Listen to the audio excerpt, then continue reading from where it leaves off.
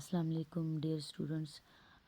आज का जो हमारा टॉपिक है that is liquefaction of gas. ठीक है कि हम कैसे जो है गैसेस को जो है ये लिक्विफाई कर सकते हैं। तो गैसेस को जो है हम लिक्विफाई कर सकते हैं at high pressure and low temperature. ठीक है, तो the process in which the gases are converted to their liquid states by lower temperature and increasing pressure is called liquefaction of gases. ठीक है ना। तो बच्चों, जैसे हमने पहले बॉयल्स लॉ में पढ़ा है ना कि volume is inversely proportional to pressure keeping the temperature constant. ठीक है ना। तो इस तरह से हमारे पास बॉयल्स लॉ से हमारे पास ये जो है एक एक्सप्रेशन आता है that is K is equal to K constant है। K is equal to volume the product of volume and pressure. तो हम कहते हैं कि the product of volume and pressure will always remains constant, right. अच्छा, अगर हम प्रेशर और वॉल्यूम के लिए एक ग्राफ प्लॉट करें, ठीक है, तो यहाँ पर हमारे पास जो है इस तरह का एक हाइपरबोला आता है। ठीक है, या आइसोथर्मल लाइन आता है। आइसोथर्मल लाइन इसलिए कहते हैं क्योंकि ये जो बॉयल्स लॉ है, यानी कि volume is inversely related with the pressure. ठीक है, तो ये एट कांस्टेंट टेम्परेचर हम ये कैरी आउट करते हैं। ठीक है, ये एक्सपेरिमेंट, तो इस वजह से ये जो है ये इसको हम इस लाइन को जो है हम आइसोथर्मल लाइन कहते हैं। ठीक है, तो this is the product of pressure and volume, इसलिए हम इसको जो है के कहते हैं। के से हम इसको डिनोट करते हैं। ठीक है, because K is equal to V P, product of pressure and volume. अच्छा, अब हम ये भी कहते हैं कि के की वैल्यू जो है K will directly depend on the it is directly proportional to the temperature. क्या डिपेंड करता है? टेम्परेचर और नंबर ऑफ मोल्स पे डिपेंड करता है। ये पहले भी बॉयल्स लॉ में डिस्कस हो चुका है कि जितना के की वैल्यू डिक्रीज़ होगी टेम्परेचर डिक्रीज़ होगा, के की वैल्यू डिक्रीज़ होगी। जितना टेम्परेचर इंक्रीज़ होगा के की वैल्यू जो है ये साथ जो है इंक्रीज़ होगी। मतलब इनके दरमियान जो है डायरेक्ट रिलेशनशिप है। तो अगर तो हम जो है यहाँ पे ये देखें, ये हमारे पास के की वैल्यू है, तो जितना हम टेम्परेचर को डिक्रीज़ करेंगे हमारे पास जो ये आइसोथर्मल लाइन होगा, तो ये भी जो है, तो जितना हम टेम्परेचर को डिक्रीज़ करेंगे तो हमारे पास ये के जो है ये भी डिक्रीज़ होगा। ये आइसोथर्मल लाइन जो है ये बैकवर्ड आएगा। ठीक है, यानी कि इस तरफ आएगा। अच्छा, अब ये देखिए 50 डिग्री सेल्सियस पे यहाँ पे हम कार्बन डाइऑक्साइड के लिए ये सारा जो है प्रोसेस कर रहे हैं। ठीक है, हम चेक करते हैं कि कार्बन डाइऑक्साइड जो है किस टेम्परेचर पे जो है ये लिक्विफाई हो सकता है। ठीक है, अब लेट सपोज यहाँ पे ये जो आइसोथर्मल लाइन है ये कार्बन डाइऑक्साइड के लिए है। ठीक है, तो 50 डिग्री सेंटीग्रेड पे हमारे पास ये जो लाइन है ये यहाँ पे आता है। ठीक है ना। जब हम टेम्परेचर को डिक्रीज़ कर देते हैं लाइक 35 डिग्री सेल्सियस तक ले आते हैं, तो ये के की वैल्यू जो है ये डिक्रीज़ हो जाती है। आइसोथर्म जो है ये बैकवर्ड आता है। अच्छा, फिर जब हम टेम्परेचर को 31.3 डिग्री सेल्सियस तक ले आते हैं तो हमारे पास ये जो के की वैल्यू है और भी डिक्रीज़ हो जाती है। जब हम 31.1 डिग्री सेल्सियस तक ड्रॉप करते हैं टेम्परेचर, तो हमारे पास के की वैल्यू और भी डिक्रीज़ होती है। अच्छा, अब ये देखिए यहाँ पे ये हाइपरबोला है। अब ये लाइन देखिए हाइपरबोला से अब ये यहाँ पे जो है ये बिल्कुल लाइन जो है ये चेंज हो गया है, शेप इसका चेंज हो गया है। अच्छा, अब ये 31.1 डिग्री सेल्सियस पे हमारे पास गैस जो है ये मर्ज होता है लिक्विड फेज में। ठीक है, यानी कि लिक्विफिकेशन ऑफ कार्बन डाइऑक्साइड जो है ये इस टेम्परेचर पे स्टार्ट हो जाती है। और एग्जैक्ट 31 डिग्री सेल्सियस पे बिल्कुल आपको जो है यूं ऐसे लाइन दिखाई देता है एल की शेप में। तो इस पॉइंट पे जो है बिल्कुल सारा का सारा जो आपके पास कार्बन डाइऑक्साइड होगा वो लिक्विफाई हो जाएगा। ठीक है, तो हम कह सकते हैं कि द टेम्परेचर एबव विच, ठीक है ना, इससे ज़्यादा टेम्परेचर पे जो है लिक्विफिकेशन नहीं होती, 31.1 पे ही होती है। तो the temperature above which a gas cannot be liquefy is called critical temperature। critical temperature वो टेम्परेचर है जिससे अगर इसको हम ज़्यादा कर दे टेम्परेचर above which गैस को आप लिक्विफाई नहीं कर सकते, तो वो टेम्परेचर जिस पे ये गैस जो है ये लिक्विफाई हो जाती है उस टेम्परेचर को हम क्रिटिकल टेम्परेचर कहते हैं। So the critical temperature for the carbon dioxide is 31.1 degree Celsius. ठीक है, अब जैसे या हम ये भी कह सकते हैं कि the temperature at which a gas smoothly merged into liquid phase. तो कार्बन डाइऑक्साइड के लिए जो क्रिटिकल टेम्परेचर होगा वो 31.1 डिग्री सेल्सियस होगा। अच्छा जी। अच्छा, अब जो है हम क्रिटिकल प्रेशर की तरफ आते हैं कि the minimum, it is defined as the minimum pressure required to liquefy a gas at critical temperature is called critical pressure.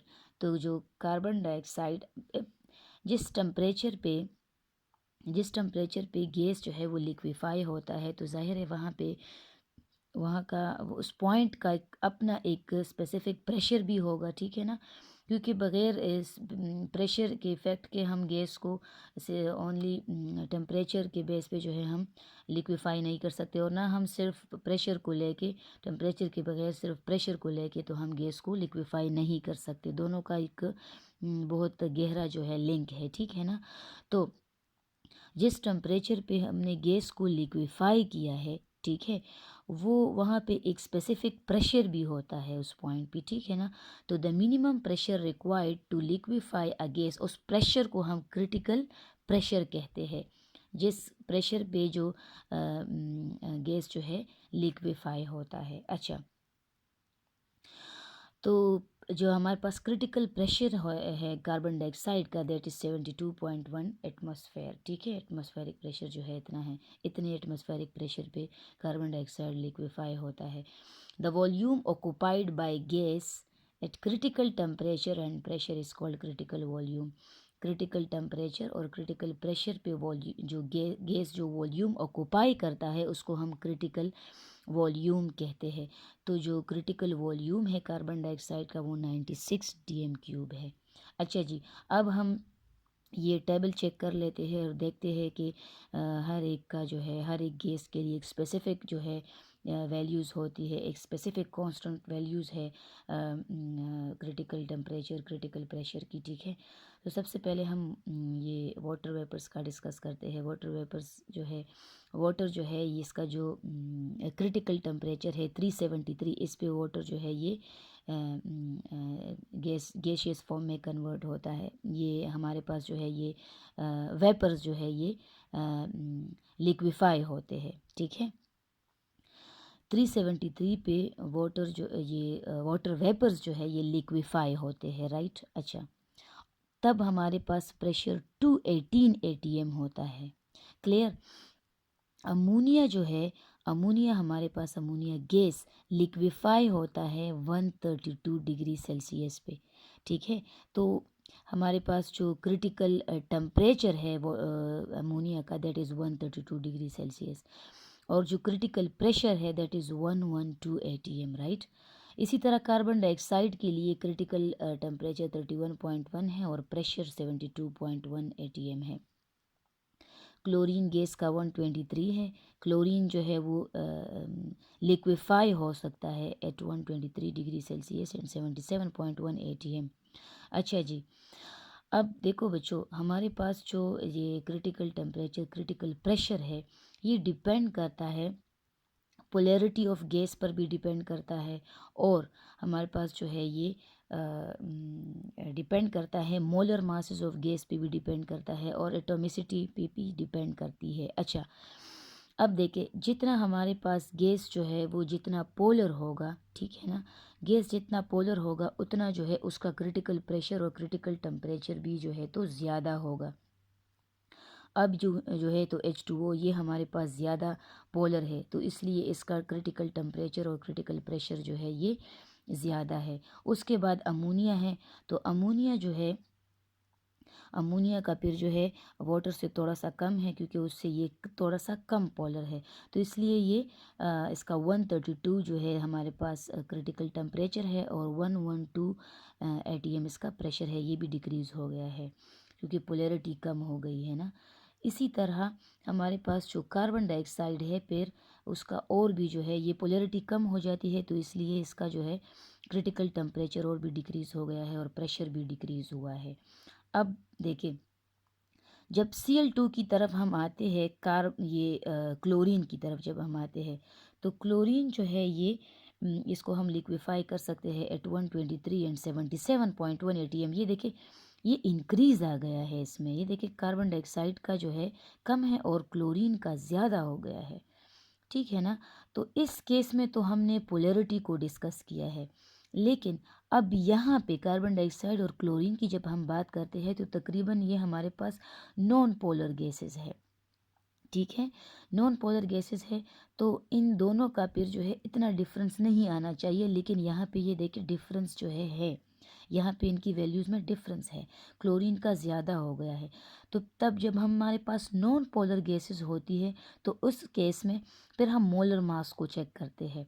तो देखिए क्लोरीन का मोलर मास ज़्यादा है, Cl2 का मोलर मास ज़्यादा है, 71 है, ठीक है, 71 ग्राम है। और CO2 यानी कि कार्बन डाइऑक्साइड का 44 ग्राम है। तो इसलिए हम कहते हैं कि जिस गैस का जो है तो मोलर मास ज़्यादा होगा इन case of non polar gas. ये पॉइंट याद रहे कि नॉन पोलर गैस के केस में मोलर मास जब ज़्यादा होगा, ठीक है, तो उसका क्रिटिकल प्रेशर और क्रिटिकल टेम्परेचर जो है वो भी ज़्यादा होगा।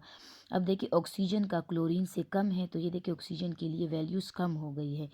नाइट्रोजन का और भी इसका जो है नाइट्रोजन का 28 है, और भी कम है, तो इसका और भी जो है तो वैल्यू कम हो गई है। अब देखिए यहाँ पे हमारे पास हाइड्रोजन और हीलियम है। अगर देखा जाए तो हाइड्रोजन और हीलियम की जब हम बात करते हैं तो इन टर्म्स ऑफ ये जब हम मोलर मास के बेस पे हम डिस्कस करें अगर, तो हीलियम का मोलर मास ज़्यादा है, हाइड्रोजन का मोलर मास कम है, लेकिन फिर भी हम कहते हैं कि हाइड्रोजन का प्रेशर और टेम्परेचर ज़्यादा है देन हीलियम। तो बच्चों ये इसलिए क्योंकि यहाँ पे फिर हम जब हमारे पास ये डायटोमिक मोनोटोमिक इस तरह की बात आती है तो तब हम जो है डिस्कस करते हैं एटोमिसिटी।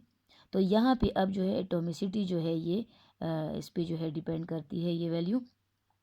यहाँ पे जिस गैस की एटॉमिसिटी ज़्यादा होगी तो उस गैस का जो है क्रिटिकल टेम्परेचर और क्रिटिकल प्रेशर जो है वो ज़्यादा होगा। तो यहाँ पे जो है हाइड्रोजन की एटॉमिसिटी जो है ज़्यादा है, 2 है, हीलियम की 1 है, ये डाई एटॉमिक है, ये मोनो एटॉमिक है। तो इस वजह से हाइड्रोजन का जो क्रिटिकल टेम्परेचर और क्रिटिकल प्रेशर होगा वो भी ज़्यादा कंसिडर होगा। यहाँ पे ये मैंने पॉइंट्स आपके लिए लिखे हुए हैं कि पोलैरिटी ऑफ गैसेस जो है वो डायरेक्टली डिपेंड करती है क्रिटिकल टेम्परेचर और क्रिटिकल प्रेशर की जो है डायरेक्टली रिलेट है, ठीक है ना। मतलब कि इसमें जो है डायरेक्ट रिलेशनशिप है। In case of non polar gases जो है molar mass of the gas is directly proportional to critical pressure and critical temperature. Atomicity जो है वो भी डायरेक्टली प्रोपोर्शनल है क्रिटिकल टेम्परेचर क्रिटिकल प्रेशर के, ये हमने डिस्कस किया हुआ है अभी। अच्छा, for example sulphur trioxide will have greater critical pressure and critical temperature. जो आपके पास यहाँ पे मैंने गैसेस लिखे हुए हैं डिफरेंट, सल्फर ट्राइऑक्साइड है, डाइऑक्साइड है, कार्बन डाइऑक्साइड है और नाइट्रोजन है। तो यहाँ पर हमारे पास सल्फर ट्राइऑक्साइड की जो पीसी और टीसी होगा, मतलब कि क्रिटिकल प्रेशर और क्रिटिकल टेम्परेचर जब जो का सल्फर ट्राइऑक्साइड का होगा ये ज़्यादा होगा, क्योंकि एक तो इसका जो है एटॉमिसिटी जो है ज़्यादा है, ठीक है, मोलर मास भी ज़्यादा है। अच्छा, इन केस ऑफ पोलर गैसेस अब यहाँ पे हाइड्रोजन फ्लोराइड है, H2O है, NH3 है और HCl है। यहाँ पे देखिए तीनों में जो है हाइड्रोजन बॉन्ड जो है, इसमें भी हाइड्रोजन बॉन्ड है, इसमें भी है और अमोनिया में भी है, लेकिन हाइड्रोजन में H2O में 4 हाइड्रोजन बॉन्ड्स बन सकते हैं। तो यहाँ पे ज़्यादा इंटरमोलिकुलर फोर्सेस है, ठीक है ना, मैक्सिमम इंटरमोलिकुलर फोर्सेस है। तो जहाँ पे जितना ज़्यादा यहाँ पे जो है ये जितना ये ज़्यादा पोलर होगा, ठीक है ना, तो उतना ज़्यादा जो है इसका जो है क्रिटिकल टेम्परेचर क्रिटिकल प्रेशर ज़्यादा होगा। तो इनमें से फिर H2O का ज़्यादा होगा। अच्छा, अब यहाँ पे देखिए इन टर्म्स ऑफ ये हमारे पास in case of fluorine chlorine bromine और ऑक्सीजन है ना, तो इनमें से जो है ब्रोमीन का ज़्यादा क्रिटिकल टेम्परेचर और क्रिटिकल प्रेशर होगा। वो इसलिए क्योंकि ब्रोमीन का मोलर मास जो है वो ज़्यादा है। अब बच्चों सबसे पहले अगर आपके पास गैसेस गिवन है तो सबसे पहले अपनी पोलैरिटी चेक करनी है, फर्स्ट प्रायोरिटी अपनी पोलैरिटी को देनी है। बाद में जब पोलैरिटी ना हो तो अपनी मोलर मास जो है वो चेक करना है कि किसका मोलर मास ज़्यादा है, कौन से गैस का। तो जिसका मोलर मास ज़्यादा होगा तो उसका क्रिटिकल टेम्परेचर और क्रिटिकल प्रेशर जो है वो भी ज़्यादा होगा। उसके बाद आपने एटॉमिसिटी चेक करनी है, ठीक है ना। अगर ये भी नहीं है तो फिर एटॉमिसिटी चेक करनी है। जिसकी एटॉमिसिटी ज़्यादा होगी तो उसका जो है क्रिटिकल टेम्परेचर और क्रिटिकल प्रेशर भी जो है ज़्यादा होगा। इस तरह के पॉइंट्स जो है काफ़ी ज़्यादा एमसीक्यूज़ में आते हैं, ठीक है, कि कौन सी गैस का जो है क्रिटिकल टेम्परेचर और क्रिटिकल प्रेशर जो है वो ज़्यादा होगा, ठीक है। अच्छा, अब हमने क्रिटिकल टेम्परेचर और प्रेशर को जो है डिस्कस किया है। जो क्रिटिकल वॉल्यूम है उसका पोलैरिटी के साथ जो है इनवर्स रिलेशनशिप है, ठीक है। जब पोलैरिटी जो है ये देखिए यहाँ पे H2O की पोलैरिटी ज़्यादा है तो इसका देखिए जो क्रिटिकल वॉल्यूम है वो कम है। NH3 की पोलैरिटी H2O से जो है वाटर से अमोनिया की पोलैरिटी जो है कम है तो इसका जो क्रिटिकल वॉल्यूम है वो ज़्यादा है। फिर कार्बन डाइऑक्साइड का जो है हमारे पास इसका जो क्रिटिकल टेम्परेचर और प्रेशर जो है ज़्यादा है। मतलब ये अब जो है नॉन पोलैरिटी या नॉन पोलर गैसेस की तरफ हम आ रहे हैं ना, तो ये देखिए इसका जो क्रिटिकल वॉल्यूम है वो इंक्रीज़ होता है, ठीक है। अब नेक्स्ट जो हमारे पास टॉपिक है, जो हम लिक्विफिकेशन हम डिस्कस कर रहे हैं ना, तो यहाँ पे देखते हैं कि कैसे जो है बाय जॉल थॉमसन इफ़ेक्ट हम गैस को जो है कैसे लिक्विफाई कर सकते हैं। तो देखिए बच्चों, यहाँ पे हमारे पास ये अपरेटस है, इसको जो है हम लेंस अपरेटस कहते हैं, ठीक है। तो यहाँ पे ये हमारे पास इधर कंप्रेसर लगा होता है, सही है। ये हमारे पास यहाँ पे कंप्रेसर लगा हुआ है जिसमें हमने गैस भरी होती है। यहाँ पे जो है इस ट्यूब के थ्रू ये कनेक्ट है विद दी कूलेंट, ठीक है ना, कूलेंट के साथ कनेक्टेड है। और ये फर्दर जो है यहाँ पे कूलेंट लगा होता है, फर्दर जो है ये इस स्पाइरल पाथ के थ्रू जो है इस कंटेनर में आता है विच है लो प्रेशर, ठीक है ना।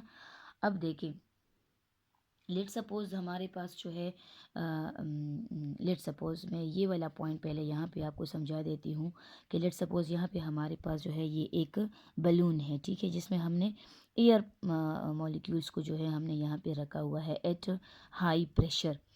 तो जब हम प्रेशर इंक्रीज़ करते हैं, ठीक है ना, तो जो आपके पास जो गैस के पार्टिकल्स होते हैं वो बिल्कुल करीब करीब हो जाते हैं। तो उनमें जो है इंटरमोलिकुलर फोर्सेस जो है वो डेवलप होती है और उनकी पोटेंशियल एनर्जी भी जो है तो ज़्यादा हो जाती है। लेकिन जब हम एकदम से जो है तो उसका जब हम एक्सपेंड करते हैं, गैस को एक्सपेंड कर देते हैं, तो क्या होता है, उसकी जो पोटेंशियल एनर्जी होती है वो काइनेटिक एनर्जी में कन्वर्ट हो जाती है, काइनेटिक एनर्जी में कन्वर्ट हो जाती है। तो जो वो पार्टिकल्स जिनकी काइनेटिक एनर्जी, अब जैसे काइनेटिक एनर्जी जब ज़्यादा होती है तो टेम्परेचर भी ज़्यादा होता है, ठीक है ना। काइनेटिक एनर्जी जब ज़्यादा होती है तो टेम्परेचर भी ज़्यादा होता है, इनमें डायरेक्ट रिलेशनशिप है। तो वो पार्टिकल्स जिनकी काइनेटिक एनर्जी ज़्यादा होगी वो बाकी पार्टिकल्स से हीट ले के जो है वहाँ से यहाँ से जो है ये स्किप कर जाते हैं, यहाँ से चले जाते हैं, ठीक है। और पीछे जो है कम एनर्जी वाली पार्टिकल्स को छोड़ देते हैं, ठीक है ना। और इस तरह से जो है ये कूलिंग कॉज करते हैं। यहाँ पे ये देखिए मैंने ये पॉइंट्स जो है यहाँ पे लिखे हुए हैं, आप यहाँ से नोट कर सकते हो, ठीक है।